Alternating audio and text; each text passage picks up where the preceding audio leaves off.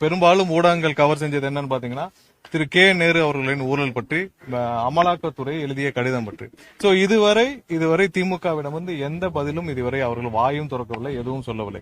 இது போன்ற விஷயங்களை கண்டிப்பாக மக்களிடத்தில் கொண்டு போய் சேர்க்க வேண்டும். ஏன்னா மக்களுக்கும் இது தெரிந்து கொள்ள வேண்டும். சாதாரணம் இல்ல, 1 கோடி 2 கோடி இல்ல, 1000 கோடி 2000 கோடி அளவிற்கு ஒரு துறையில் மட்டும் ஒரு அமைச்சரிடம் மட்டும் நான் பிடிபட்டு இருக்குன்னு சொல்லிட்டு 2 கடிதங்கள் அமலாக்கத்துறை அனுப்பியிருக்காங்க. இதுவரை இது சம்பந்தமாக முதல்வர் தரப்போ இல்ல யாருமே இதுவரைக்கும் வாயே திறக்கவில்லை. ஒன்னு ஆமான்னு சொல்லுங்க, இல்ல இல்லன்னு சொல்லுங்க. ஒன்னு ஆமா எங்களுக்கு கடிதம் வந்திருக்குன்னு சொல்லுங்க, நாங்க நடவடிக்கை எடுக்க மாட்டோம் சொல்லுங்க, இல்ல எங்களுக்கு கடிதம் வரவில்லைன்னு சொல்லுங்க. ஏற்கனவே ஒரு அமைச்சர் கைது செய்யப்பட்ட போது தொட்டுப்பார் சீண்டிப்பார்னு வீடியோ அமைச்சாரு முதல்வர். சோ இப்ப ஏன் அதே மாதிரியான இப்ப வந்து அமலாக்கத்துறையில இருந்து 2500 இது வந்து பணி நியமனங்கள்ல ஊழல் நடந்திருக்குன்னு அமலாக்கத்துறை முதல் கடிதத்தில் சொன்னதாக செய்தி குறிப்பில் வந்திருக்கு. அது இல்லாமல் 1000 கோடி அளவுக்கு ஊழல் செய்திருப்பதாக அந்த ஊரக உள்ளாட்சி துறையில எல்லா இடத்திலும் ஊழல் நடந்திருப்பதாக 2வது கடிதம் அனுப்பப்பட்டதா ஊடகங்கள் எல்லாத்திலும் வந்திருக்கு. சோ இது சம்பந்தமாக இதுவரை ஏன் முதல்வர் தரப்புல இருந்து ஒரு வார்த்தை கூட வரவில்லை. ஏன்னா இதுல சாதாரணம் இல்ல, ஒருத்தர் ஏன்னா இந்த உத்தரவுகள் அந்த நியமன உத்தரவுகளை வழங்கியதே முதல்வர் தான்.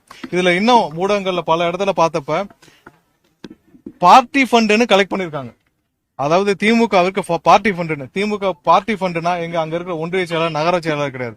திமுக தலைமையின் பெயரை சொல்லி திமுக தலைமைக்கு பார்ட்டி ஃபண்டுன்னு சொல்லி தான் கலெக்ட் பண்ணிருக்காரு நேரு அவர்கள், அவருடைய சார்ந்த பிஏக்கள்னு.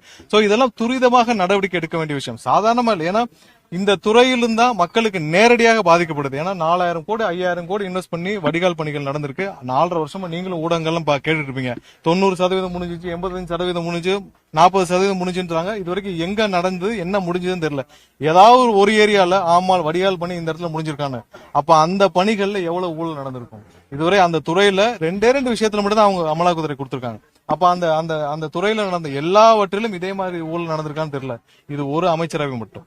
இது மாதிரி இருக்க அனைத்து அமைச்சரவைகளிலும் எத்தனை லட்சக்கணக்கான ஆயிரக்கணக்கான கோடிகள் ஊழல் நடந்திருக்குன்றது நம்ம எல்லாம் கண்டுபிடிக்க வேண்டிய கட்டாயத்தில் இருக்கோம். இதெல்லாம் மக்கள்கிட்ட கொண்டு போய் சேர்க்க வேண்டிய கட்டாயத்தில் இருக்கோம். இதை மற்றவர்கள் செய்வார்கள் இல்லையா, கண்டிப்பாக தமிழக வெற்றி கழகம் சார்பாக